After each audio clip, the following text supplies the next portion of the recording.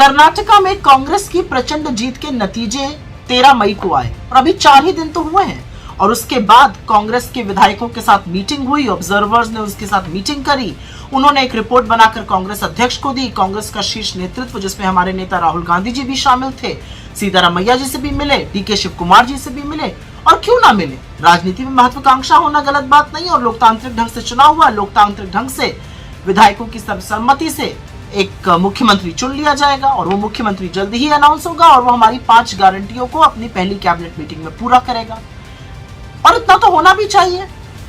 लेकिन प्रचंड जीत के बाद भाजपा का एक बड़ा तबका है जो सदमे में आ गया है, एक और बड़ा तबका है जो सख्ते में और अनाप शनाप बोल रहा है, और एक और बड़ा तबका उसका तो ऐसा मेल्टडाउन हुआ है कि वो 6.5 करोड़ कर्नाटका को ही कोस रहा है पानी पी पी कर।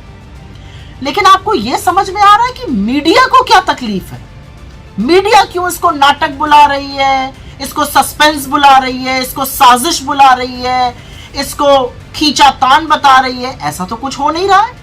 क्या मीडिया को याद नहीं है कि 18 दिन असम में लग गए थे और 11 से ज्यादा दिन उत्तराखंड में लगे और हफ्ते भर से ज्यादा उत्तर प्रदेश में लग गया और 1 महीना लग गया था महाराष्ट्र की कैबिनेट घोषित होने में। मीडिया को सब याद है।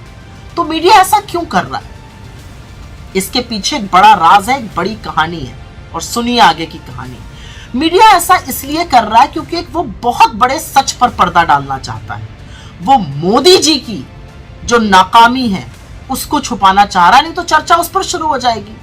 मीडिया चर्चा नहीं करना चाहता कि फ्लॉप शो जो हिमाचल में था वही कर्नाटक में जारी है।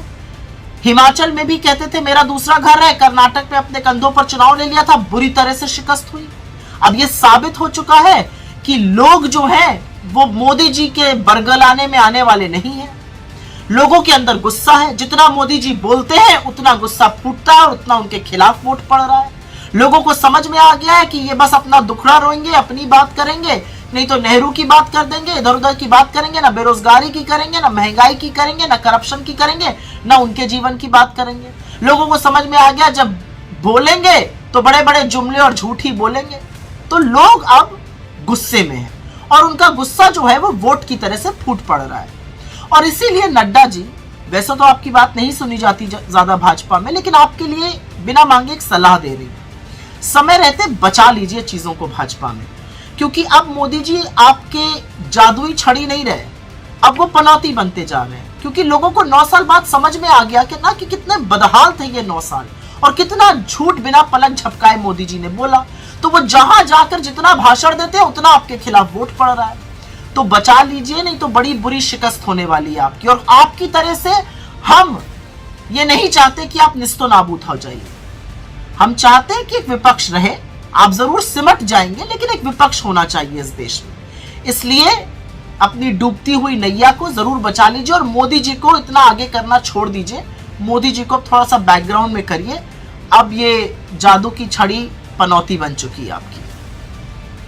और मीडिया के अपने बंधुओं को तो मैं बस ये कहना चाहूंगी कि थोड़ी सी बहस बेरोजगारी पर, महंगाई पर, अडानी पर, चीन पर हिम्मत दिखाइए और करिए, क्योंकि लोगों के लिए ये मुद्दे हैं। आपने तो लाख कोशिश कर दी थी कर्नाटक के चुनाव को भी मोदी जी के साथ, उनके सारे बंधुओं के साथ मिलकर कम्युनल बनाने की। किसी को याद नहीं है क्या कि 6 से 8 महीने पहले आप सिर्फ हिजाब की, हलाल की, इसकी उसकी बातें करते थे, लेकिन लोग क्या कह रहे हैं? महंगाई की, बेरोजगारी की, भ्रष्टाचार की बात करिए। उसका समाधान नहीं है तो ना आपके लिए वोट है और ना आप पर विश्वास है। तो जिस सच को आप छुपाने पर तुले हुए हैं मीडिया के मेरे साथियों, मीडिया के मेरे चरण चुंबकों, मीडिया का जो अधिकांश हिस्सा गोदी में जाकर बैठ चुका है, असलियत देखिए इस देश की जनता क्या कह रही है।